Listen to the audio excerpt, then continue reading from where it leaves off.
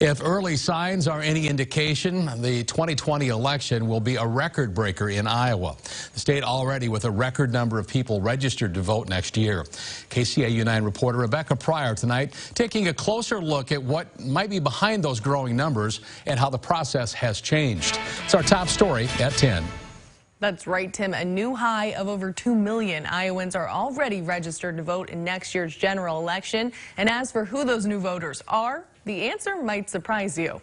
Frankly, I don't care what the Republicans say. At a time when bipartisan politics can be hard to find. You know, we've gone Democratic, we've gone Republican. It's not a one-party state. It's a highly competitive state. Together, the state that starts the primary process has made a concerted effort to increase voter registration. Both of them work together to keep Iowa first. There was a big voter registration drive back in September and October.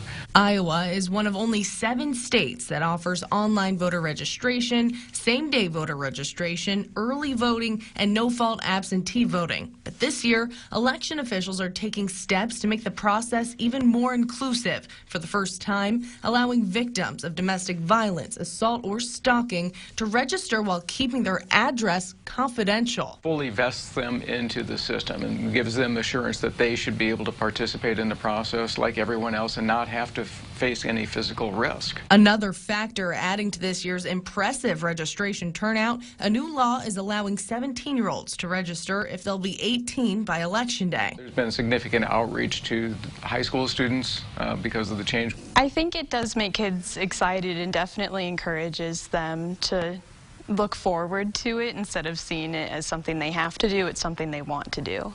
Of those registered, the largest increase is with independent voters, something young people may be contributing to. If the high school age students, so 17-year-olds are registering, there may be a larger percentage of them that are likely to be registering independent because they're still figuring out the political process and not wanting to commit to one party or another. But no matter the difference in things like age, gender, or party alliance, Iowans are gearing up for Election Day knowing every vote counts the same. We all see how much our voices do matter and how important it is for us to vote for what we believe in and what we want to see in political leaders.